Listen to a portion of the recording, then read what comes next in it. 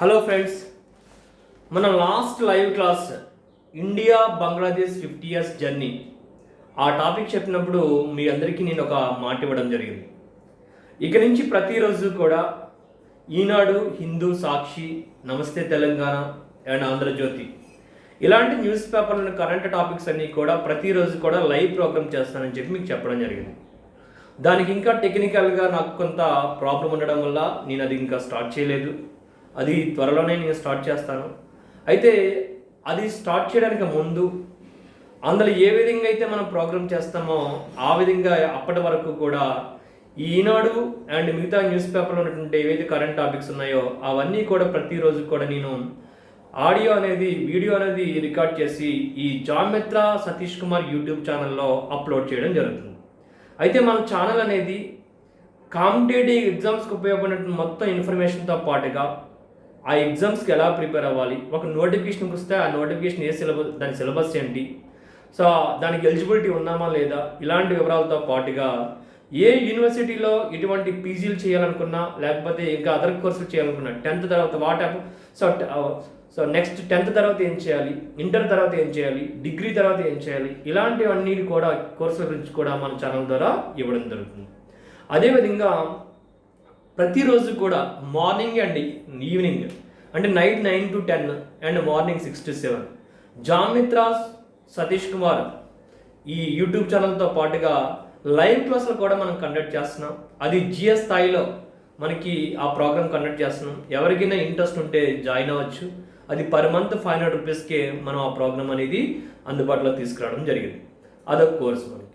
అయితే ఫ్రెండ్స్, ఈరోజు ఈ కరెంట్ అఫైర్స్తో పాటుగా ప్రతిరోజు కూడా ఏదో ఒక పుస్తకంలో కానీ లేకపోతే ఏదైనా ఒక న్యూస్ పేపర్లో కానీ లేకపోతే నేను చదివిన పుస్తకాల్లో కానీ ఏదైనా మంచి కొటేషన్, మన మదర్ని కదిలించే కొటేషన్ ఏదైనా ఉంటే సో ఒక మంచి మాట కూడా నేను ఈ కరెంట్ అఫైర్స్తో పాటుగా చెప్పడం జరుగుతుంది. ఎందుకంటే ఎప్పటి నుంచి నెంబర్ ఆఫ్ బుక్స్ నేను చదవడం జరిగింది. చాలామంది చదువుతారు, బట్ నేను కూడా ఆ విధంగా ఒక నెంబర్ ఆఫ్ బుక్స్ చదవడం జరిగింది. ఆ బుక్స్లో ఇంపార్టెంట్ వర్డ్స్, ఎందుకంటే ప్రతిరోజు కూడా మన శరీరానికి స్నానం ఎలా ఉండాలో మన మనసుకు కూడా ప్రేరణ అలా ఉండాలి. ఆ ప్రేరణ కలిగించే మాట ఏదో ఒకటి మనం ప్రతిరోజు చెప్పుకుందాం. అది కూడా నేను ఈ సందర్భంగా మీకు చెప్పడం జరుగుతుంది. అయితే ఫ్రెండ్స్, మన ఛానల్ సబ్స్క్రైబ్ చేయండి, షేర్ చేయండి, లైక్ చేయండి, ఎక్కువ మందికి ఫార్వర్డ్ చేయండి. ఈరోజు మనం తీసుకున్న కొటేషన్ ఏంటంటే సాక్షి పేపర్ ఇచ్చిన కొటేషన్ అండి ఇది. ధైర్యవంతుడు ఎవరంటే తన శత్రువును మాత్రమే జయించిన వాడు కాదు, తన సంతోషాలను కూడా దాటగలిగిన వాడు.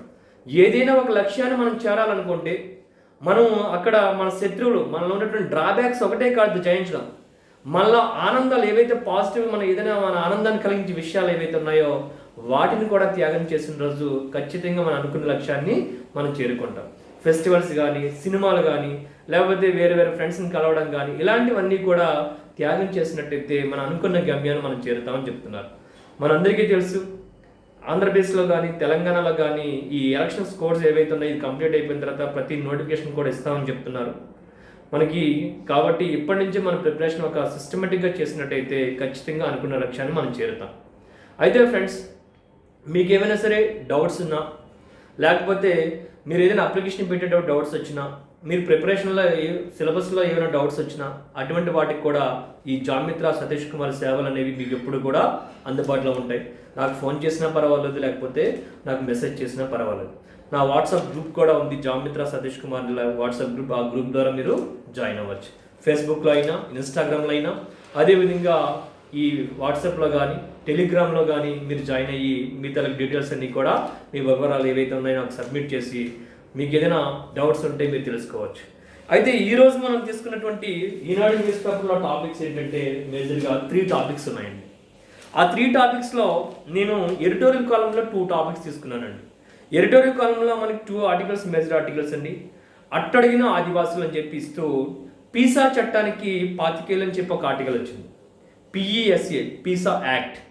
సో ఈ పీసా యాక్ట్ ఏంటి? The provisions of panchayati extension to schedule areas act 1996 1996లో సో మనకి government of India Panchayati Raj schedule ప్రాంతాల విస్తరణ చట్టం ఏదైతుందో అమల్లోకి తీసుకొచ్చింది. అది అమల్లోకి వచ్చి ఈ రోజుకి 25 సంవత్సరాలు పూర్తయింది. ఆ సందర్భంగా అందులో ఉన్నటువంటి మైనస్లు ఏంటి, ప్లస్లు ఏంటి, అవన్నీ కూడా ఈరోజు మనకి పేపర్లో ఇవ్వడం జరిగింది. దాని గురించి చెప్పుకుందాం. నెక్స్ట్ వన్ సెకండ్ ఆర్టికల్ ఏంటంటే అనారోగ్యకర ధోరణి అని చెప్పి ఒక ఆర్టికల్ ఇచ్చాడు.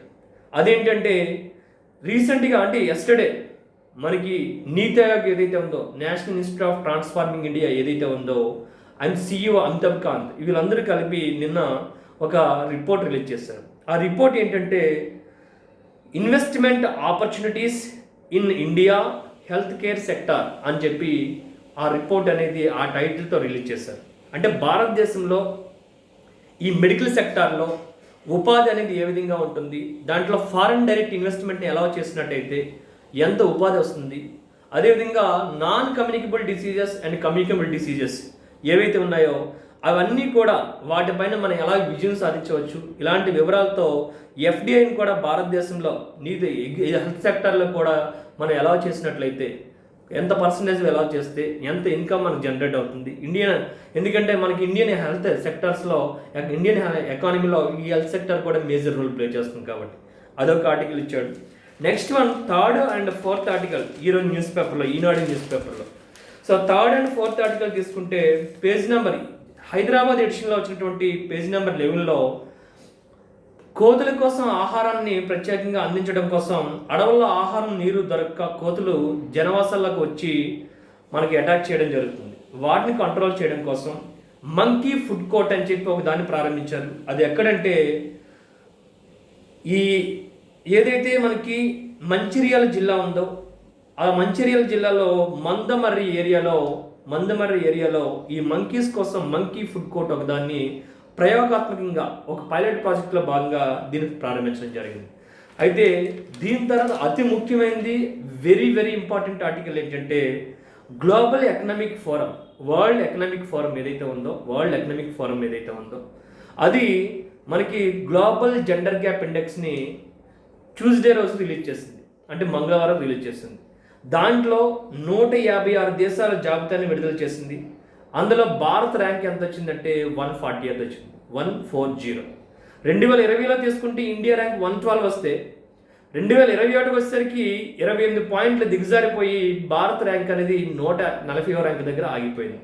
దానికి పారామీటర్స్ ఏం తీసుకున్నారు, అదేవిధంగా టాప్ 4లో ఏమున్నాయి, బాటంలో ఏమున్నాయి, ఇవన్నీ కూడా మనం ఇక్కడ చెప్పుకోవాల్సిన అవసరం ఉంది. అయితే ఫస్ట్ ఆర్టికల్ నేను చెప్పబోయే ఫస్ట్ ఆర్టికల్ ఏంటంటే ఆల్రెడీ మనం కొటేషన్ గురించి చెప్పుకున్నాం. సో ఈరోజు ఎవ్రీడే మీరు డేట్ వైజ్గా రాసుకోండి. ఈ క్లాస్ అనేది మీకు చాలా చాలా యూజ్ అవుతుందండి, అందులో డౌట్ లేదు. సో ప్రతిరోజు కూడా మీకు చాలా క్వాలిటీగా నేను క్లాస్ ఇస్తానండి.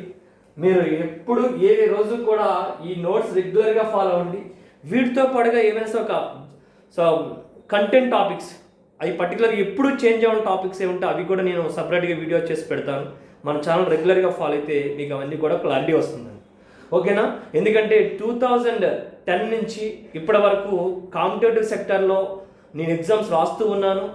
నాకు ఎగ్జామ్లో ఏ క్వశ్చన్ ఎలా వస్తుంది, గ్రూప్ 1లో కానీ సివిల్ సర్వీస్లో కానీ అదేవిధంగా రిమైనింగ్ ఏవైతే సెంట్రల్ ఎగ్జామ్స్ కానీ అవన్నింటిలో కూడా క్వశ్చన్స్ ఎలా వస్తున్నాయి, ఆ ప్రతిరోజు ఆ ఎగ్జామ్స్ అటెండ్ చేస్తున్నాను, ఆ పేపర్ ప్యాటర్న్ కూడా నాకు తెలుస్తుంది. ఆ ప్యాటర్న్ మనం తెలిసినప్పుడు క్వశ్చన్ ఏ విధంగా వస్తుంది. నేను న్యూస్ పేపర్ పట్టుకొని మీకు క్లాస్ ఎందుకు చెప్తానంటే ఇక నుంచి కరెంట్ అఫైర్స్ అనేది మీరు ఓన్గా ఒక నోట్స్ని ప్రిపేర్ చేసుకోవాలి, క్యాపబిలిటీ మీకు రావాలండి. అందుకోసం ఏ పేపర్ తీసుకున్నా సరే ఏ టాపిక్ చదివితే మనకి ఈజీ అయిపోతుంది అన్న దానికోసం నేను ఈ ప్రయోగాన్ని చేసి మీ ముందుకు తీసుకురావడం జరుగుతుంది. సో పేపర్ తీయగానే మనం ఏ పేపర్లో న్యూస్ పేపర్ చదవడం కూడా ఒక ఆర్ట్. అలా మనకి రెగ్యులర్గా ఒక 3 months 4 months ఈ ఛానల్ మీరు కానీ ఫాలో అయినట్టయితే ఇంకా న్యూస్ పేపర్ రీడింగ్ అనేది ఈ మార్కెట్లో ఏ పుస్తకాలు కనుక కరెంట్ రిలేటెడ్ టాపిక్స్ అన్ని కూడా మీరు కవర్ చేయొచ్చు, ఓకేనండి? సో ఫస్ట్ టాపిక్ మీకు ఏం చెప్పానండి, నీతి ఆయోగ్ రిలీజెస్ రిపోర్ట్. టైటిల్ ఏం టైటిల్ పెట్టింది, ఇన్వెస్ట్మెంట్ ఆపర్చునిటీస్ అని చెప్పి investment opportunities. So in India health sector అని ఒక టైటిల్ తీసుకుంది. ఆ రిపోర్ట్ ప్రకారం ఈ రిపోర్ట్ ఎప్పుడు వచ్చింది government of India 31st March 2020 రోజు వచ్చిందండి. ఈ రిపోర్ట్ 31st March 2020 రోజు వచ్చింది. నీతి ఆయోగ్ మనకి చైర్మన్గా ప్రైమ్ మినిస్టర్ నరేంద్ర మోడీ ఉన్నారండి ప్రజెంట్. CEOగా అమితాబ్ కాంత్ ఉన్నారు. మీ అందరికీ తెలుసు నీతి ఆయోగ్ అనేది ప్లానింగ్ కమిషన్ రీప్లేస్ చేస్తూ తీసుకొచ్చినటువంటి ఇది ఒక గవర్నమెంట్ ఆర్గనైజేషన్. సో ఇది ఇక్కడ మనకి ఇంపార్టెంట్. ఈ రిపోర్ట్ ప్రకారం ఏం చెప్తున్నాడంటే investments in the health care sector are expected to reach $372 billion in 2022. 2022వ సంవత్సరానికి హెల్త్ కేర్ సెక్టార్లో ఎంతవరకు మనం రీచ్ అవ్వచ్చు అని చెప్తున్న ఇన్వెస్ట్మెంట్ అనేది $372 బిలియన్ అనేది రీచ్ అవ్వచ్చు అని చెప్పి ఇదో పాయింట్ చెప్తున్నారు. సెకండ్ పాయింట్ ఏంటంటే the sector has been growing at CAGR. What is CAGR అంటే కాంపౌండ్ యాన్యువల్ గ్రోత్ రేట్ అండి. Compound annual growth rate. The sector has been growing at compound annual growth rate అనేది ఎంత reach అవుతుందని చెప్తున్నారు? 22% reach అవుతుందండి. Since 2016లో 22% ఉంటే providing direct employment to round 4.7 million people. So దీనివల్ల direct employment ఎంత ఉందని చెప్తున్నారు? 4.7 మిలియన్ పీపుల్కి ఎంప్లాయ్మెంట్ ఉందని చెప్తున్నారు. అదేవిధంగా it has the potential generate 2.7 million additional jobs in India between 2017-22. 2017-22వ సంవత్సరం వచ్చేసరికి ఇండియాలో ఓవర్ ఆల్మోస్ట్ 50 lakhs అబౌవ్ ఈ జాబ్స్ 5 lakhs అబౌవ్ జాబ్స్ అనేవి మనలో కొత్తగా క్రియేట్ అవుతాయని చెప్పి చెప్పడం జరుగుతుంది.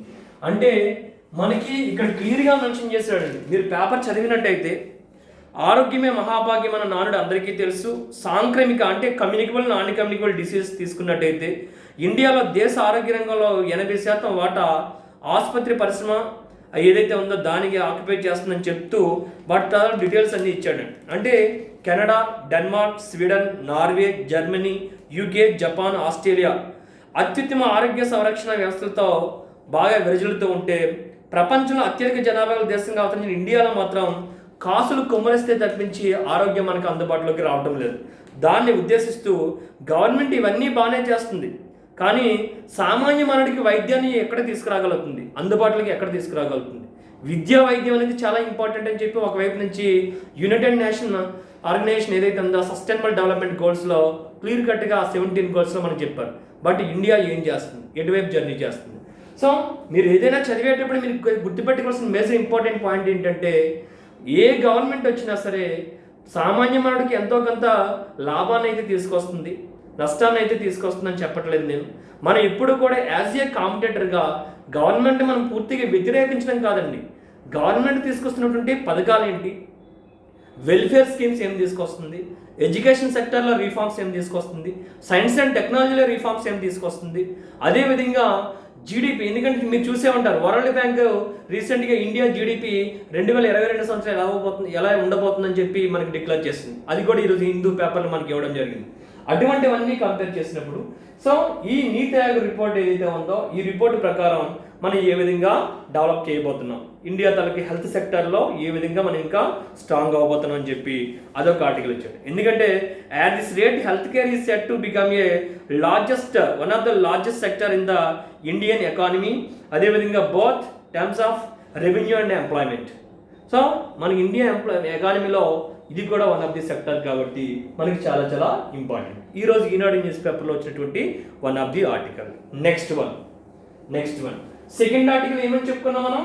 సెకండ్ ఆర్టికల్ దేని గురించి అంటే పీసా. సో పీసా యాక్ట్ ఏదైతే ఉందో అది 25 years కంప్లీట్ అయిందండి. పీసా యాక్ట్ ఏదైతే ఉందో అది 25 years కంప్లీట్ అయింది. సో అది మన సెకండ్ ఆర్టికల్, అది కూడా మీరు నోట్ చేసుకోండి.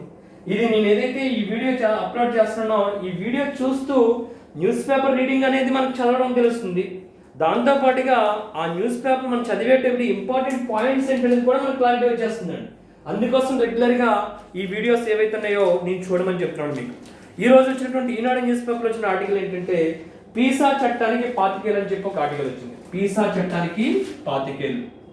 పీసా చట్టానికి 25 సంవత్సరాలు, 25 years. ఈ ఆర్టికల్ మనకు న్యూస్లో ఇచ్చాడు. సో వాట్ ఈజ్ పీసా అంటే మనం చెప్తాం పీసా యాక్ట్ అనేది. సో ఇక్కడ దీని గురించి కంప్లీట్ మనకు ఒక క్లారిటీ ఉండాలి. సో పీసా యాక్ట్ ఏదైతే ఉందో దీని గురించి కంప్లీట్గా మనకు ఒక క్లారిటీ ఉండాలి. ఎప్పుడు తీసుకొచ్చింది గవర్నమెంట్ ఆఫ్ ఇండియా? 1996లో తీసుకొచ్చింది. 1996లో తీసుకొచ్చింది. ఏంటి what is the stands for PESA అంటే the provisions of panchayati extension sector. So extension to Scheduled Areas Act 1996. The provisions of Panchayat in bracket extension to Scheduled Areas Act 1996. అసలు ఎందుకు ఇప్పుడు ఇది న్యూస్లోకి వచ్చిందంటే ఇది స్టార్ట్ చేసి 25 years అని చెప్పి చెప్తున్నారు. మనందరికీ తెలుసు పల్లెల్లో గ్రామ స్వరాజ్యం పరవడెళ్ళాలంటే అసలైన ప్రజాస్వామ్య ఉనికి అనేది ఖచ్చితంగా పల్లె నుంచే ప్రారంభమవుతుందని చెప్పి మహాత్మా గాంధీ చెప్పడం జరిగింది. అంటే పల్లెటూరులే దేశానికి పట్టుగమ్మలని చెప్పి ఆయన ఇచ్చినటువంటి ఏదైతే స్లోగన్ ఉందో దాన్ని నిరూపించాలంటే ఇటువంటి చట్టాలు సక్రమంగా అమలవుతున్నాయో లేదనేది కూడా మనకి ఇంపార్టెంట్. ఇది పంచాయతీరాజ్ చట్టాన్ని దేశమంతటా ఒకే రీతిని అమలు చేయడాన్ని వ్యతిరేకిస్తూ ఆదివాసులతో పాటు వారి మద్దతు సంఘాలు పెద్ద ఎత్తున ఉద్యమించాయి. దాంతో కేంద్ర ప్రభుత్వం దిలీప్ సింగ్ బురియా ఆధ్వర్యంలో 73వ రాజ్యాంగ సవరణతో 1992లో అమల్లోకి వచ్చిన పంచాయతీరాజ్ చట్టంపై ఒక ఉన్నత స్థాయి కమిటీని నియమించింది. ఆ కమిటీ సిఫారసుతో పార్లమెంటు 1996లో పీసా చట్టాన్ని ఆమోదించిందని చెప్పి మనకి ఈ సందర్భంగా చెప్పడం జరుగుతుంది. అంటే పంచాయతీరాజ్ చట్టాన్ని దేశమంతటా ఒకే రీతిన అమలు చేయడాన్ని వ్యతిరేకిస్తూ ఆదివాసులతో పాటు వారి మద్దతు సంఘాలు పెద్ద ఎత్తున ఉద్యమించాయంట. దాంతో కేంద్ర ప్రభుత్వం ఏం చేసిందంట, దిలీప్ సింగ్ బురియా ఆధ్వర్యంలో ఎవరు ఆధ్వర్యంలో జరిగింది ఇది? Dilip Singh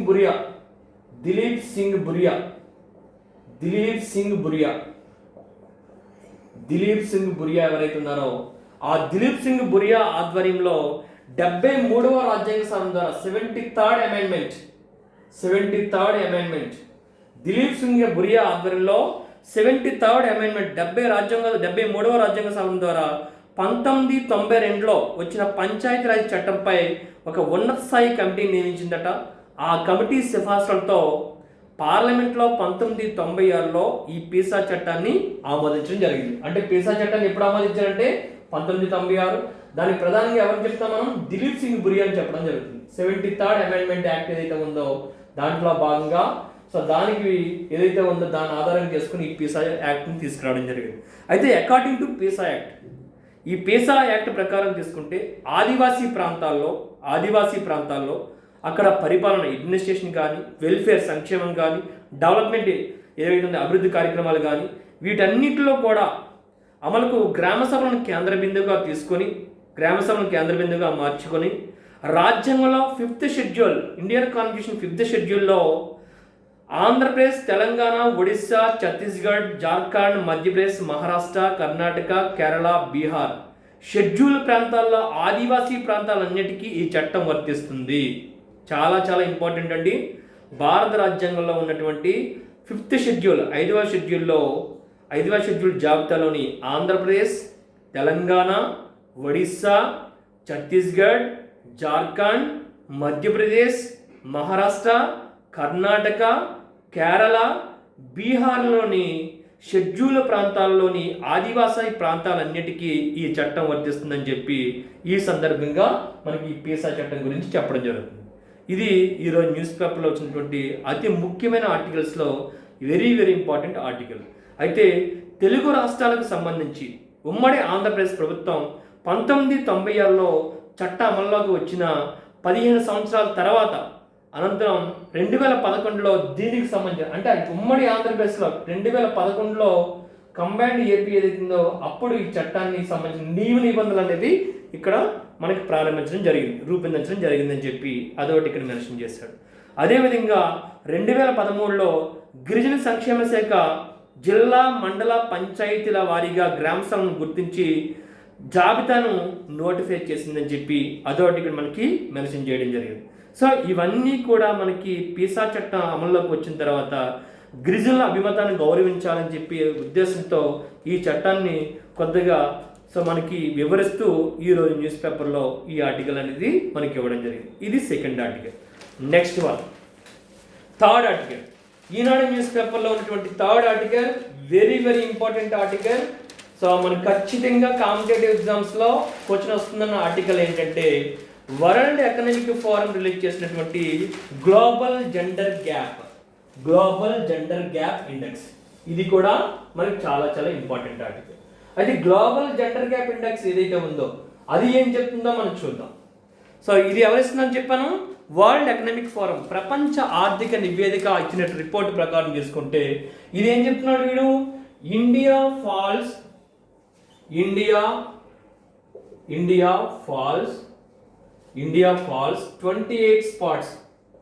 28 spots on 2021 global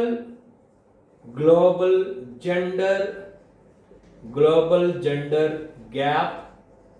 gap index, global gender gap index to 140th rank.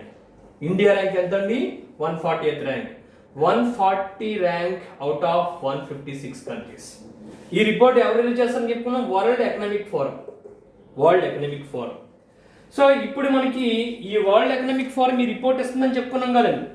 అయితే 156 దేశాల సూచీలో భారత ర్యాంక్ 140th ర్యాంక్ వచ్చిందన్నాడు. దీన్ని మనం తెలుగులో ఏం చెప్తున్నాం, ప్రపంచ లింగ సమానత్వ సూచీలో.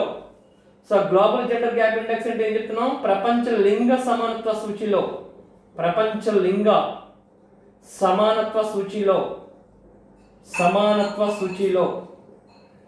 సో ఇండియా ర్యాంక్ ఎంత ఉందంటే 2021లో 140 ఉంది.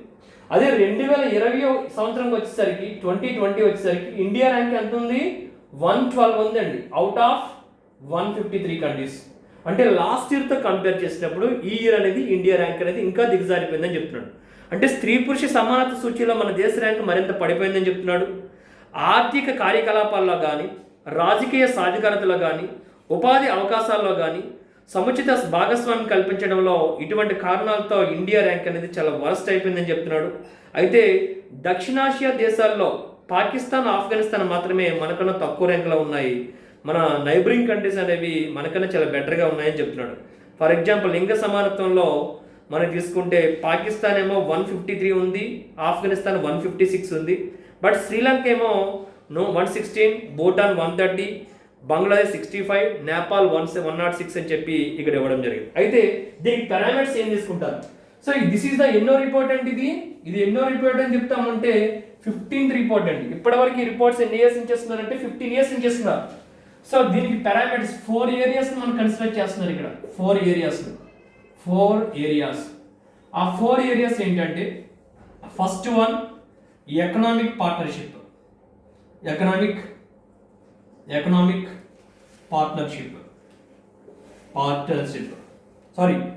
పార్టిసిపేషన్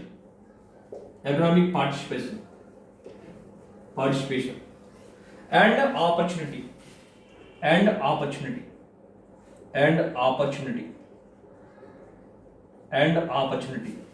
సో అదొకటి. సెకండ్ వన్ ఏంటంటే, educational attainment,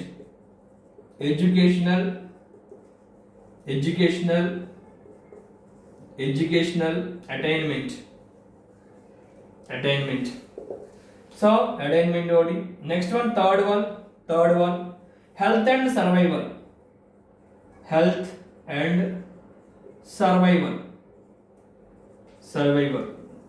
and fourth one political empowerment.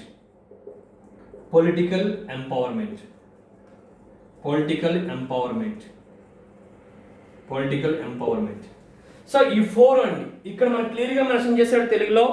స్త్రీ పురుష సమాన సూచీలో మనం చేసుకుంటే ఆర్థిక కార్యకలాపాల్లో కానీ, ఎకనామిక్ పార్ట్నర్షిప్ ఫస్ట్ వన్ ఆర్థిక కార్యకలాపాల్లో కానీ. Next one so educational attainment అని చెప్తున్నాడు, అది సెకండ్ వన్ మనం తీసుకుంటే. అంటే సో ఎడ్యుకేషన్ విద్యలో తీసుకున్నట్టయితే ఎలా ఉందని చెప్తున్నాడు. తర్వాత హెల్త్ అండ్ సర్వైవల్, సో ఆరోగ్యం విషయంలో కానీ, అదేవిధంగా పొలిటికల్ ఎంపవర్మెంట్, రాజకీయ సాధికారతలో కానీ ఇక్కడ మహిళలకు ఏ విధంగా ప్రాధాన్యత ఇస్తున్నాం మనందరికీ తెలుసు ఏ విధంగా ఉంటుందనేది. సో అంటే బాలికల విద్యలో మన దేశం మంచి పురోగతిని సాధిస్తుందని చెప్తున్నాడు. అదేవిధంగా బాలికల మధ్య అంతరం ఇంకా పెరిగిపోతుంది, వాళ్ళిద్దరి మధ్య జెండర్ డిస్క్రిమినేషన్ అయితే పెరుగుతుందని చెప్తున్నాడు. సో ఇది చాలా ఇంపార్టెంట్ ఆర్టికల్ అండి. ఇక్కడ మీకు గుర్తుపెట్టుకోవాల్సిన ఇంకా ఇంపార్టెంట్ పాయింట్స్ ఏంటంటే ఈ 4 ఇంపార్టెంట్, ఈ పారామీటర్స్ని బేస్ చేసుకొని మనకి రిపోర్ట్ ఇచ్చాడండి. సో డిఫరెంట్ కంట్రీస్ అనేవి టాప్ 4లో ఏమున్నాయి, టాప్ 4లో తీసుకుంటే టాప్ 4 కంట్రీస్ వరుసగా 12వసారి కూడా స్త్రీ పురుష సమానతలో వరుసగా 12వసారి ఐస్లాండ్ ఫస్ట్ ప్లేస్లో ఉందండి. ఐస్లాండ్ ఫస్ట్ ప్లేస్లో ఉంది. సెకండ్ ప్లేస్లో మనం తీసుకుంటే ఫిన్లాండ్ ఉందని చెప్తున్నాడు. ఫిన్లాండ్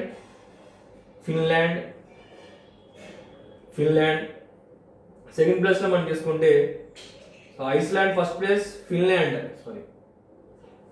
సెకండ్ ప్లేస్లో ఉంది. థర్డ్ ప్లేస్లో తీసుకుంటే నార్వే ఉంది. ఫోర్త్ ప్లేస్ తీసుకుంటే న్యూజిలాండ్ ఉందండి. న్యూజిలాండ్ ఇవి టాప్ 4 ర్యాంక్స్ తీసుకుంటే నెక్స్ట్ వన్ బాటంలో తీసుకుంటే ఇండియా అండ్ నైబరింగ్ కంట్రీస్. ఒకసారి మీరు చూసినట్టయితే ఇండియా అండ్ నైబరింగ్ కంట్రీస్ తీసుకుంటే ఇండియా నైబరింగ్ కంట్రీస్ అంటే ఏం చెప్తాం? శ్రీలంక. సో శ్రీలంక మనం తీసుకుంటే శ్రీలంక ర్యాంక్ ఎంత ఉందని చెప్తున్నాడు. శ్రీలంక ర్యాంక్ ఇక్కడ తీసుకుంటే శ్రీలంక 116 ఉందండి. శ్రీలంక 116 ఉంది. బంగ్లాదేశ్, మన పొరుగు దేశమైనటువంటి బంగ్లాదేశ్ తీసుకుంటే బంగ్లాదేశ్ ర్యాంకు చాలా చాలా బెటర్గా ఉందండి. 65 ఉంది జెండర్ గ్యాప్ ఇండెక్స్లో తీసుకుంటే. నెక్స్ట్ వన్ నేపాల్, హిందూ దేశంగా పిలువబడినటువంటి నేపాల్ తీసుకుంటే నేపాల్ ర్యాంక్ ఎంత ఉందని చెప్తున్నాడంటే 106 ఉందండి. 106 ఉంది. అదేవిధంగా పాకిస్తాన్ అండ్ ఆఫ్ఘనిస్తాన్. పాకిస్తాన్ 153 ఉంది. ఆఫ్ఘనిస్తాన్ తీసుకుంటే 156 ఉందండి. అంటే మొత్తం కంట్రీస్లో బాటంలో టాప్ ర్యాంక్ ఎవరిది ఉందంటే ఆఫ్ఘనిస్తాన్ ఉంది. అదేవిధంగా పాకిస్తాన్ ఉంది. ఇవి మనకి జెండర్ గ్యాప్ ఇండెక్స్లో ఇచ్చినటువంటి రిపోర్ట్స్ అండి. ఇది చాలా ఇంపార్టెంట్. అంతరం అత్యధికమైంది ఎక్కడండి అని చెప్పి అది కూడా మనకి క్లారిటీగా ఇచ్చాడు. ఒకసారి మీరు పేపర్ చూస్తే దాని మీద కూడా ఒక క్లారిటీ. 2019లో 2021 ఎలా ఉంది. అదేవిధంగా సీనియర్ మేనేజ్మెంట్ స్థాయి పదవుల్లో ఉమెన్కి ఏ విధంగా ప్రయారిటీ ఇస్తున్నారు, లేబర్ ఎనర్జీలో ఎఫిషియన్సీలో ఎలా ఇస్తున్నారు, ఇవన్నీ కూడా మనకు క్లియర్గా ఇచ్చాడండి. ఒకసారి పేపర్ అవైలబిలిటీ ఉంటే చూడండి, లేకపోతే మెజారిటీ ఆఫ్ ద టాపిక్ ఇక్కడ మనం కవర్ చేయడం జరిగింది. సో ఇది మనకి ఈనాడు న్యూస్ పేపర్లో వచ్చినటువంటి ఆర్టికల్. నెక్స్ట్ వన్ సాక్షి పేపర్లో వచ్చినటువంటి ఆర్టికల్ ఏంటి? సాక్షి పేపర్లో వచ్చినటువంటి ఆర్టికల్స్ ఏంటి? సాక్షి పేపర్లో ఏ ఆర్టికల్స్ మనకి ఇచ్చాడో అది ఇప్పుడు నేను చెప్పబోతున్నాను. సో ఇప్పటివరకు మనం ఏ పేపర్లో చెప్పుకున్నాం అంటే ఈనాడు న్యూస్ పేపర్లో చెప్పుకున్నాం. ఈనాడు న్యూస్ పేపర్లో సాక్షి పేపర్లో ఈరోజు అన్ని పేపర్లో మేజర్గా కవర్ చేసిన టాపిక్స్ ఏంటంటే పేపర్ ఫస్ట్ పేజీలో ఉన్నటువంటి అన్ని న్యూస్ పేపర్లో మేజర్గా కవర్ చేసిన టాపిక్ ఏంటంటే రాష్ట్రానికి 12 జాతీయ అవార్డులు అని చెప్పి ఒక ఆర్టికల్ ఇచ్చాడు. రాష్ట్రానికి 12 జాతీయ అవార్డులు అని చెప్పి ఒక ఆర్టికల్ ఇచ్చాడు. హైదరాబాద్ ఎడిషన్ చెప్తున్నానండి. ఆంధ్ర ఎడిషన్, తెలంగాణ ఎడిషన్ చెప్పట్లేదు. హైదరాబాద్ ఎడిషన్ ఏదైతుందో దానికి నాకు అందుబాటులో ఈ పేపర్ ఉంటుంది కాబట్టి ఇది నేను చూసి చెప్తున్నాను. అంటే రీసెంట్గా మనకి జాతీయ స్థాయిలో ఉత్తమ పనితీరు కనబడిన పంచాయతీరాజ్ సంస్థలు ఏవైతే ఉన్నాయో కేంద్ర ప్రతి సంవత్సరం అవార్డులు అనేది డిక్లేర్ చేస్తుంది. అందులో తెలంగాణ రాష్ట్రంలో మనం తీసుకున్నట్టయితే 2019-2020 సంవత్సరానికి, అదేవిధంగా 2021 సంవత్సరానికి జాతీయ పంచాయతీ అవార్డు డిక్లేర్ చేశారు. ఆ అవార్డ్స్లో దీన్ దయాళ్ ఉపాధ్యాయ పంచాయతీ శక్తి సశక్తీకరణ్ పురస్కార్ ఒకటి, నానాజీ దేశ్ముఖ్ రాష్ట్రీయ గౌరవ్ గ్రామ్ పురస్కార్ ఒకటి, గ్రామ పంచాయతీ అభివృద్ధి ప్రణాళిక అవార్డు ఒకటి, చైల్డ్ ఫ్రెండ్లీ గ్రామ పంచాయతీ అవార్డ్స్ ఒకటి. ఈ అవార్డ్స్ అన్నీ కూడా మనకి మినిస్ట్రీ ఆఫ్ ఏవైతే మనకి అగ్రికల్చర్ ఇవి ఏవైతే ఉన్నాయి మినిస్ట్రీ ఆఫ్ పంచాయతీరాజ్ ఏదైతుందో ఇవన్నీ కూడా డిక్లేర్ చేస్తుంది. The best ZP award Medak సంగారెడ్డికి ఇచ్చారు. అదేవిధంగా కోరుట్ల ధర్మవరం బెస్ట్ మండల పరిషత్ ఇచ్చారు. ఇలాంటివి ఏవైతే ఉన్నాయో ఇది ఒకటి మనకి అన్ని న్యూస్ పేపర్లో కవర్ చేసినటువంటి ఒక టాపిక్ అండి. నెక్స్ట్ వన్ ఎడిటోరియల్లో ఈనాడు సాక్షి న్యూస్ పేపర్ ఎడిటోరియల్లో ఎక్సలెంట్ ఆర్టికల్స్ 3 ఆర్టికల్స్ వచ్చాయండి. ఆ 3 ఆర్టికల్స్ కూడా ఒకటి తూర్పును గెలవాలంటే ఈశాన్యమే దారిని ఒక ఆర్టికల్ ఇచ్చాడు. ఇది నేను యాక్చువల్గా సపరేట్ వీడియో చేస్తాను. తూర్పును గెలవాలంటే ఈశాన్యమే దారి. దేని గురించి ఈ ఆర్టికల్ అంటే రీసెంట్గా మనకి క్వాడ్ దేశాలతో మీటింగ్ జరిగిందండి. క్వాడ్ ఎన్ని దేశాలు ఉన్నాయి? క్వాడ్ ఎప్పుడు ఫామ్ అయింది? యాక్చువల్గా 2007లో ఫామ్ అయిందండి క్వాడ్ అనేది. ఇందులో ఎన్ని దేశాలు ఉన్నాయి? 4 కంట్రీస్ ఉన్నాయి. ఈ 4 కంట్రీస్ మనకి ఏంటనేది మనకు అందరికీ క్లారిటీ ఉండాలండి. అమెరికా ఒక కంట్రీ, అదేవిధంగా ఆస్ట్రేలియా, అదేవిధంగా థర్డ్ ఒక కంట్రీ మనం తీసుకుంటే India, next one 4th one మనం తీసుకుంటే జపాన్. సో జపాన్ మాజీ ప్రధాని షింజో అబే ఈ క్వాడ్ అనే దాన్ని ఫామ్ చేయడం జరిగింది. 2007లో ఫామ్ చేయడం. దీన్నే సో ఏషియన్ నాటో అంటారండి. ఏషియన్ నాటో అని కూడా అంటారు. ఏషియన్ నాటో అని కూడా అంటారు. సో ఈ ఏషియన్ నాటో ఇదేంటి, తూర్పుని గెలవాలంటే ఈశాన్య వైపు. మన అందరికీ తెలుసు లుకిస్ట్ పాలసీ అని చెప్పి మనకి ఒక పాలసీని తీసుకొచ్చింది గవర్నమెంట్. ఆ లుకిస్ట్ పాలసీ ఏదైతుందో అంటే క్వాడ్ ఏం చెప్తుందంటే, ఇది ఎందుకు న్యూస్లో ఇప్పుడు వచ్చిందంటే ఈ ఆర్టికల్, మయన్మార్లో జరిగినటువంటి ఏదైతే ఇష్యూస్ ఉన్నాయో ఇప్పుడు, అంటే అక్కడ ప్రజాస్వామ్యం అనేది పూర్తిగా కనుమరుగైపోయింది. ఈ 4 ప్రజాస్వామ్య దేశాలే, బట్ ఈ 4 కలిపి మయన్మార్ విషయంలో ఏది కూడా ప్రకటించట్లేదు, బట్ ఇండివిజువల్గా మాత్రం ప్రకటిస్తున్నాయి. సో ఆ దేశానికి మనం ఏదైనా చేయాలని చెప్పి 4 కలిపి ప్రకటించిన వేరు, ఇండివిజువల్గా ప్రకటించిన వేరు. ఆ ఇండివిజువల్గా ప్రకటిస్తే ఎలా ఉంటుంది, 4 కలిపి ప్రకటిస్తే ఎలా ఉంటుంది, దాని మీద ఒక అనాలిసిస్ వచ్చిందండి ఈరోజు సాక్షి పేపర్లో. తూర్పుని గెలవాలంటే ఈశాన్యమే దారి అని చెప్పి. సో అక్కడ దానికి రిలేటెడ్గా వచ్చిన ఆర్టికల్. అంటే ఇది మయన్మార్ ప్రాధాన్యతను క్వాడ్ గుర్తించిందా లేదా దానికి సంబంధించి అనమాట. అంటే ఇండో పసిఫిక్ ప్రాంతంలో కానీ, మయన్మార్ ఉన్న హిందూ మహాసముద్ర ప్రాంతం కానీ, ఇండియా చైనా అధికార పోరాటం గురించి కానీ, వాటన్నిటి గురించి కూడా, ఇండియా మయన్మార్కు ఉన్నటువంటి సరిహద్దు ప్రాంతాల గురించి కానీ, ఈశాన్య రాష్ట్రాలకి మయన్మార్కు ఉన్నటువంటి సరిహద్దు ప్రాంతాలు కానీ, ఇలాంటివన్నీ కూడా ఈ ఆర్టికల్లో మనకి చాలా అద్భుతంగా ఇచ్చాడండి. అంటే బే ఆఫ్ బెంగాల్, బంగాళాఖాతంలో ఇండియా మయన్మార్ సుమారు 725 కిలోమీటర్స్ సముద్ర తీరాలు పంచుకుంటూ ఉన్నాయి. సో కాబట్టి దాంతో రిలేషన్స్ అనేవి మనకి ఇంపార్టెంటే కాదు. సిపిఈసి ప్రాజెక్ట్ ద్వారా పాకిస్తాన్ గుండా చైనా ఇప్పటికీ అరేబియా సముద్రానికి చేరుకుంది. అదొకటి ఇక్కడ మనకు మెన్షన్ చేశాడు. అదేవిధంగా దేశ భూభాగంలో ఈశాన్య ప్రాంతం 7.9% ఉంటే జనాభాలో 3.76% ఉంది. 1998 నుంచి వార్షిక బడ్జెట్లో సుమారు 10% భారత ప్రభుత్వం ఈశాన్య రాష్ట్రాలకే కేటాయిస్తుంది. మనం దాన్ని ఏమంటున్నాం, 7 సిస్టర్స్ అంటున్నాం. సిక్కింతో కలిపి 8 సిస్టర్స్ అండి ఈశాన్య రాష్ట్రాలు ఏవైతే ఉన్నాయో మనకి. సో ఈశాన్య రాష్ట్రాలు ఏవైతే ఉన్నాయో నార్త్ ఈస్టర్న్ స్టేట్స్ 7 సిస్టర్స్ అంటాం. దానికి రిలేటెడ్గా ఒక ఆర్టికల్ ఇచ్చాడు. నెక్స్ట్ వన్, సూయజ్ దిగ్బంధనం నేర్పుతున్న పాఠాలని చెప్పి ఒక ఆర్టికల్ ఇచ్చాడు. సూయజ్ దిగ్బంధనం నేర్పుతున్న పాఠాలని ఒక ఆర్టికల్ ఇచ్చాడు. మీ అందరికీ తెలుసు, రీసెంట్గా సూయజ్ కెనాల్లో ఇది so man made artificial canal అండి. ఆర్టిఫిషియల్ కెనాల్ 193 కిలోమీటర్లతో ఉన్నటువంటి ఈ సూయజ్ కెనాల్లో రీసెంట్గా ఎవర్ గివెన్ అని ఒక సో కార్గో షిప్ అనేది స్టక్ అయిపోయింది బ్యాడ్ వెదర్ వల్ల. మనందరికీ తెలుసు ఈజిప్ట్లోని సూయజ్ కెనాల్ ఏదైతే ఉందో, ఈ సూయజ్ కెనాల్ ఎక్కడుంది మనకి, సూయజ్ కెనాల్ ఇది ఎక్కడుందంటే ఈజిప్ట్లో ఉందండి. సో ఈ సూయజ్ కెనాల్ అనేది, సూయజ్ కాలువ ఎప్పుడు మనకి నిర్మించారంటే 1869లో దీన్ని కన్స్ట్రక్షన్ చేస్తారు. దీని తర్వాత టోటల్ సో లెంత్ ఎంత ఉందంటే, దీని పొడవు ఎంత అంటే 193 కిలోమీటర్లు ఉందండి. ఇది 193 కిలోమీటర్లు ఉంది. ఇక్కడ రీసెంట్గా ఎవర్ గివెన్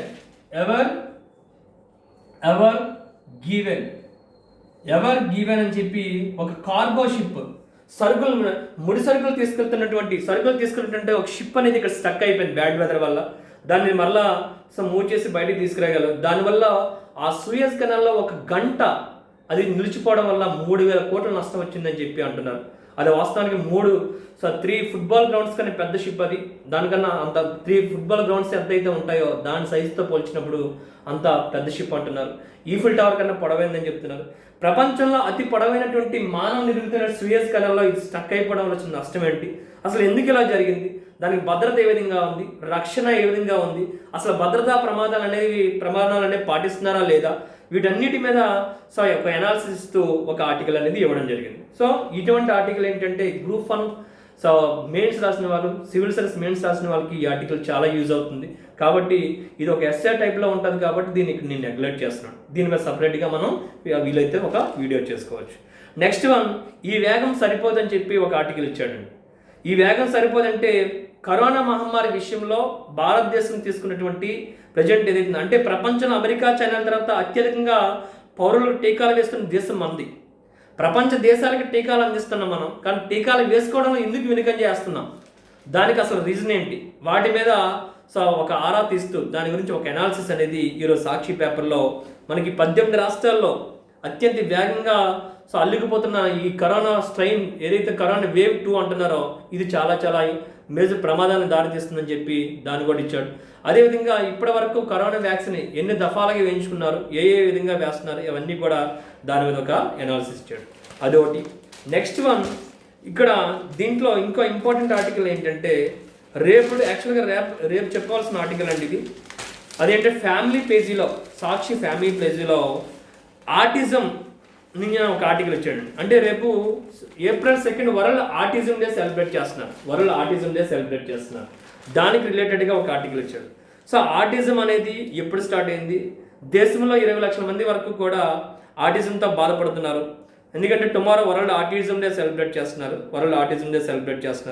సో ఆటిజం అనేది it is the neurological disorder అండి. ఇది ఒక న్యూరలాజికల్ డిజార్డర్.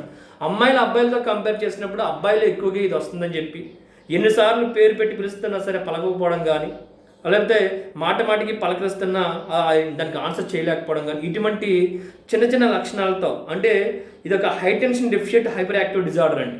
దానికి సంబంధించి ఒక ఆర్టికల్ ఇచ్చాడు. ఎందుకంటే రేపు మనకి వరల్డ్ ఆటిజం డే April 2 ఆ సందర్భంగా ఈ ఆర్టికల్ మనకి న్యూస్ పేపర్లో ఇవ్వడం జరిగింది. సో అది కూడా మనకి ఇంపార్టెంట్. నెక్స్ట్ వన్ లాస్ట్ పేజీలో సైన్స్ అండ్ టెక్నాలజీ రిలేటెడ్గా మనకు ఒక మంచి ఆర్టికల్ ఇచ్చాడు. అది ఎకాలజీ రిలేటెడ్గా ఉంటుంది, science and technology. Little deers అనే ఇండో హయస్ జంతువుల నుంచి వేల్స్, తిమింగలాలు అనేవి మొదట్లో ఇలా ఉన్నాయని చెప్తున్నాడండి. తిమింగలాలు అనేవి మొదట్లో ఇలా ఉండేవి, తర్వాత ఎలా మారిపోయాయని చెప్పి దాని మీద ఒక ఆర్టికల్ ఇచ్చాడండి. సో అంటే జంతువుల నుంచి ఈ వేల్స్ పరిణామం అనేది జీవ పరిణామ సిద్ధాంతం మనం చెప్పిన చార్లెస్ డార్విన్ చెప్పిన థియరీ ఏదైతుందో ఆ థియరీకి మనం ఇంటర్ప్రిట్ చేసుకున్నట్టయితే మనుషులే కాదు, జంతువులు కానీ, పక్షులు కానీ ఇవన్నీ కూడా జీవ పరిణామంలో భాగంగానే చాలా మార్పులు చోటు చేసుకొని ఈరోజు మనం చూస్తున్న తిమింగలాలు ఒకప్పుడు ఇలా ఉన్నాయని చెప్పి ఒక ఆర్టికల్ ఇచ్చాడండి.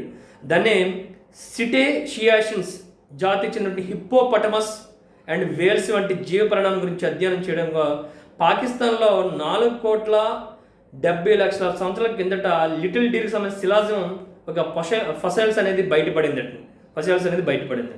అందుకు ఈరోజు ఇది న్యూస్లో వచ్చిందనమాట. అంటే ఇది పొడవాటి శరీరం కలిగి ఉండి తోక కలిగి ఉన్నట్లు గుర్తించారంట. పలు ఎముకల నిర్మాణం కూడా వేల్స్ ఎముకలతో పోలి ఉన్నాయి. కాబట్టి ఒకప్పుడు తిమింగలం అనేది ఇలా ఉండేది అని చెప్పి ఇది ఎక్కడ మనకి ఇప్పుడు ఐడెంటిఫై చేశారని చెప్తున్నారు.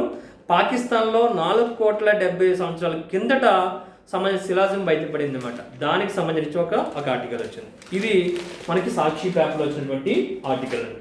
నెక్స్ట్ వన్, నమస్తే తెలంగాణలో వచ్చినటువంటి ఆర్టికల్స్ తీసుకుంటే డైరెక్ట్గా ఎడిటోరియల్ కాలంలో రంగుల పున్నమి నా యాది అని చెప్పి ఒక తెలంగాణలో బతుకమ్మ పాటల మీద జరిగిన పరిశోధన, కామిని పున్నమి సందర్భంగా పిల్లలు పాడే జాజిరి పాటల మీద, స్త్రీల పాటలు, పెద్దలు ఆడుతూ పాడే కోలాటాల మీద ఒక ఆర్టికల్ వచ్చిందండి. ఇది తెలంగాణ ఎవరైతే మనకి ఎగ్జామ్స్ ప్రిపేర్ అవుతున్నారో, తెలంగాణ రాష్ట్రానికి సంబంధించిన ఎగ్జామ్స్ ఎవరైతే ప్రిపేర్ అవుతున్నారో వాళ్ళకి ఇది చాలా యూజ్ అవుతుందండి. ఆంధ్ర వాళ్ళకి అది యూజ్ కాదండి. నెక్స్ట్ వన్, విశ్వనగరం చుట్టూ జలహారం అని చెప్పి ఒక ఆర్టికల్ ఇచ్చాడండి. తెలంగాణ గవర్నమెంట్ వచ్చిన తర్వాత ఇప్పుడు ఈ మిషన్ భగీరథ, మిషన్ కాకతీయ వచ్చిన తర్వాత వాటర్ అనేది అందరికీ అందుబాటులో తీసుకొస్తాం. అదే సస్టైనబుల్ డెవలప్మెంట్ గోల్స్ 17 గోల్స్లో భాగంగా ఇక్కడ కూడా ఏ విధంగా తీసుకొస్తామని చెప్పి దాని మీద ఒక ఆర్టికల్ ఇచ్చాడు. సో అదొకటి. నెక్స్ట్ వన్, వాటర్ గేట్ కుంభకోణం సూత్రధారి. మనందరికీ తెలిసిందే. 1970వ సంవత్సరంలో అమెరికా రాజకీయాలను మలుపు తిప్పిన వాటర్ గేట్ కుంభకోణం అనేది చాలా ఇంపార్టెంట్ అండి. సో అందులో ప్రధాన వ్యక్తి, ఇది చాలా ఇంపార్టెంట్. ఇలాంటివి సింపుల్గా మనకి ఎగ్జామ్లో అడిగేస్తాడండి. ఈ వాటర్ గేట్ కుంభకోణం ఎప్పుడు జరిగిందని చెప్తున్నాడు? 1970లో జరిగిందంట. ఆ టైంలో అమెరికా ప్రెసిడెంట్ ఎవరున్నారంటే రిచర్డ్ నిక్సన్ ఉన్నాడండి. మీకు ఆల్రెడీ ఇండో బంగ్లాదేశ్ రిలేషన్ చెప్పినప్పుడు కూడా 1971లో ఇండియా పాకిస్తాన్ 1965 వార్ జరిగినప్పుడు, తర్వాత బంగ్లాదేశ్ ఫామ్ అయినప్పుడు ఇందిరాగాంధీకి రిచర్డ్ నిక్సన్ వ్యక్తిగత ద్వేషం ఉండడం వల్ల కూడా పాకిస్తాన్ సపోర్ట్ చేయడం ట్రై చేశాడని చెప్పాం. అయితే అది పక్కన పెడితే వాటర్ గేట్ కుంభకోణం సూత్రధారి మృతి అని చెప్పి ఒక ఆర్టికల్ వచ్చింది. Water gate scam. Water gate scam ఏదైతుందో ఆ స్కామ్ సంబంధించి ఒక ఆర్టికల్ ఇచ్చాడు. ఆ స్కామ్లో ప్రధాన సూత్రధారి ఎవరో అంటే గార్డెన్ లిడ్డీ. ఈయన చనిపోయాడండి. ఈ వాటర్ గేట్ కుంభకోణం ఎప్పుడు జరిగిందంటే 1970లో జరిగింది. ఆ టైంలో అమెరికా ప్రెసిడెంట్గా ఎవరున్నారంటే రిచర్డ్ నిక్సన్ ఉన్నారు. అసలు ఏంటి వాటర్ గేట్ కుంభకోణం అనేది కూడా మనకి ఇంపార్టెంటే. అంటే వాటర్ గేట్ బిల్డింగ్ అండి, ఇది ఒక బిల్డింగ్. 1972లో జూన్లో డెమోక్రటిక్ పార్టీ ప్రధాన కార్యాలయం వాటర్ గేట్ బిల్డింగ్లో రహస్యంగా చొరబడి ఆ పార్టీ రహస్య పత్రాలను కొందరు ఎత్తుకెళ్లారు. ఎన్నికల విజయం కోసం నాటి అధ్యక్షుడు రిచర్డ్ నిక్సన్ ఈ పని చేయించారని ఆరోపణలు ఉన్నాయి. ఇదే వాటర్ గేట్ కుంభకోణంగా పేర్కోవడం జరిగింది. అంటే గుర్తుపెట్టుకోండి, 1974లో తర్వాత ఈ వాటర్ గేట్ కుంభకోణం వల్ల రిచర్డ్ నిక్సన్ రాజీనామా కూడా చేయవలసి వచ్చింది. అంటే 1970లో అమెరికాలో రాజకీయాలు మలుపు తిప్పిన వాటర్ గేట్ కుంభకోణం సూత్రధారి గార్డియన్ లిడ్డీ చనిపోయాడండి. అందుకే ఇది న్యూస్లో వచ్చింది. ఇప్పుడు వాటర్ గేట్ కుంభకోణం అంటే ఏంటంటే 1972లో 1972లో జూన్లో డెమోక్రటిక్ పార్టీ ప్రధాన కార్యాలయం వాటర్ గేట్ బిల్డింగ్ అండి. వాటర్ గేట్ బిల్డింగ్లో రహస్యంగా చొరబడి ఆ పార్టీ రహస్య పత్రాలను కొందరు ఎత్తుకు వెళ్ళిపోవడం జరిగింది. ఎన్నికల విజయం కోసం నాటి అధ్యక్షుడు రిచర్డ్ నిక్సన్ ఈ పని చేయించారని ఆరోపణలు ఉన్నాయి. ఇదే వాటర్ గేట్ కుంభకోణంగా పేరొందడం జరిగింది. కాబట్టి అందులో ప్రధాన నిందితుడు, ప్రధాన సూత్రధారి అయినటువంటి గార్డియన్ లిడ్డీ అనేవాడు చనిపోవడం జరిగింది. అది ఈరోజు మనకి ఏ పేపర్లో ఇచ్చాడంటే నమస్తే తెలంగాణ న్యూస్ పేపర్లో ఇచ్చాడు. అదొకటి. పంజాబ్లో మహిళలకు ఉచిత బస్సు ప్రయాణం ఈ రోజు నుంచి 1 ఏప్రిల్ నుంచి పంజాబ్లో మహిళలకు ఆ రాష్ట్ర ప్రభుత్వం వినూత్నమైన వరం ప్రకటించిందట. రాష్ట్రంలో ఎక్కడి నుంచి ఎక్కడికైనా ప్రభుత్వ బస్సుల్లో ఉచితంగా ప్రయాణించవచ్చని ఈ సందర్భంగా పేర్కొంది. ఏసీ వాల్వా బస్సులకు ఈ పథకం వర్తించదండి. అదేవిధంగా దాదాపు 1,31,00,000 మంది మహిళలకు దీనివల్ల లబ్ధి పొందుతారని చెప్పి ఈ ఆర్టికల్ మనకి ఇవ్వడం జరిగింది. ఇదొకటి న్యూస్లో నమస్తే తెలంగాణ వచ్చినటువంటి న్యూస్ పేపర్లో ఇంపార్టెంట్ ఆర్టికల్. అవి నెక్స్ట్ వన్. మిగతా అన్నీ కూడా అంత ఎగ్జామ్ పాయింట్ ఆఫ్ వ్యూలో ఉన్న ఆర్టికల్స్ కాదండి. ఎగ్జామ్ పాయింట్ ఆఫ్ వ్యూలో ఉన్న ఆర్టికల్స్ కాదు కాబట్టి ఇది నేను పక్కన పెడుతున్నాను. బట్ మీకు చెప్పాను, అన్ని న్యూస్ పేపర్లో కూడా మనకి 12 మన పల్లె ప్రగతి 12 పురస్కారాలు అని చెప్పి మీకు ఇప్పుడే చెప్పాను. ఇది అన్ని పేపర్లో కవర్ అయిందండి. ఇది చాలా ఇంపార్టెంట్, ఒకసారి మీరు చదవండి. మెదక్ జడ్పీ, కోరుట్ల, ధర్మవరం ఎంపీపీలకు ఈ అవార్డ్స్ అనేవి మనకి డిక్లేర్ చేయడం జరిగింది. ఈ పల్లె ప్రగతి అభివృద్ధి సాధించిన విజయాలు పంచాయతీ అవార్డులు డిక్లేర్ చేశారు. ఇది కూడా మనకి చాలా చాలా ఇంపార్టెంట్. నెక్స్ట్ వన్, హిందూ పేపర్లో ఆర్టికల్స్ అనేవి నేను ఆన్లైన్ క్లాస్లో ఎక్కువగా ఇది కవర్ చేయడం జరుగుతుందండి. ఇందులో కూడా ఇంపార్టెంట్ ఆర్టికల్ మనం తీసుకుంటే ఇండియా జీడిపి టు గ్రో 7.5% నుంచి 12.5% ఉంటుందని చెప్పి బిజినెస్ పేజీలో మనకు ఒక ఆర్టికల్ ఇచ్చాడండి హిందూ పేపర్లో. ఇండియా జీడిపి అనేది 7.5% నుంచి 12.5%కి ఇంక్రీజ్ అవుతుంది. ఎప్పుడది ఫైనాన్షియల్ ఇయర్ 2022లో 2022లో ఇది ఇంక్రీజ్ అవుతుంది. వరల్డ్ బ్యాంక్ చెప్పిందండి మనకి. వరల్డ్ బ్యాంక్ చెప్పినా, IMF చెప్పినా, అదేవిధంగా మూడీస్ చెప్పినా, ఇటువంటి ఏదైనా కొన్ని ఫెమిలియర్ ఆర్గనైజేషన్ చెప్పినటువంటి ఈ జీడిపి ఏదో అది కూడా మనకి ఇంపార్టెంట్ అండి. అలాంటివి కూడా మనం చూడాలి. కోర్ సెక్టర్ అవుట్పుట్ కాంట్రాక్ట్స్ 4.6% అని చెప్పి ఒక ఆర్టికల్ ఇచ్చాడండి. అసలు కోర్ సెక్టర్ అంటే ఏంటనేది ఇక్కడ మనకు తెలియాలండి. కోర్ సెక్టర్లోకి ఏమేమి వస్తాయి? కోర్ సెక్టర్లో మనకి ఏమేమి వస్తాయండి? కోర్ సెక్టర్లో మొత్తం మనకి ఎన్ని వస్తాయండి? 8 వస్తాయండి. కోర్ సెక్టర్ అనగానే మనం గుర్తుపెట్టుకోవాల్సిన ఏం గుర్తుపెట్టుకోవాలంటే 8 గుర్తుపెట్టుకోవాలండి. 8 ఆ 8 ఏంటంటే కోర్ సెక్టర్ అనగానే మనం గుర్తుపెట్టుకోవాల్సింది. అందులో the growth rate of the 8 infrastructure sector. అందులో కోర్ సెక్టర్ అంటే ఈ 8ని గుర్తుపెట్టుకోవాలండి. కోర్ సెక్టర్ అనగానే కోర్ సెక్టర్, ఎందుకంటే కోర్ సెక్టర్ అనేది ఫిబ్రవరిలో ఎంత రీచ్ అయిందని చెప్తున్నాడు? 4.6% అని చెప్తున్నాడు. కోర్ సెక్టర్ అనగానే 8 ఇన్ఫ్రాస్ట్రక్చర్స్ మనం గుర్తుపెట్టుకోవాలండి. 8 ఇన్ఫ్రాస్ట్రక్చర్ సెక్టర్స్ గుర్తుపెట్టుకోవాలి. ఇన్ఫ్రాస్ట్రక్చర్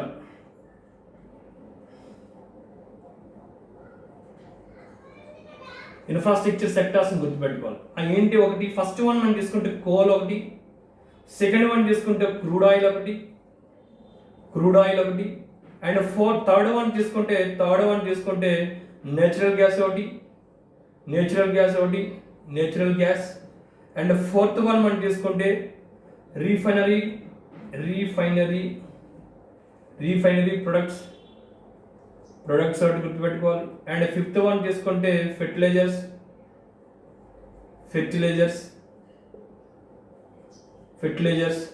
అండ్ సిక్స్త్ వన్ తీసుకుంటే సిమెంట్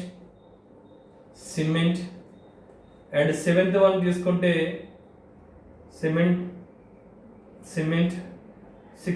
7th వన్ తీసుకుంటే ఎలక్ట్రిసిటీ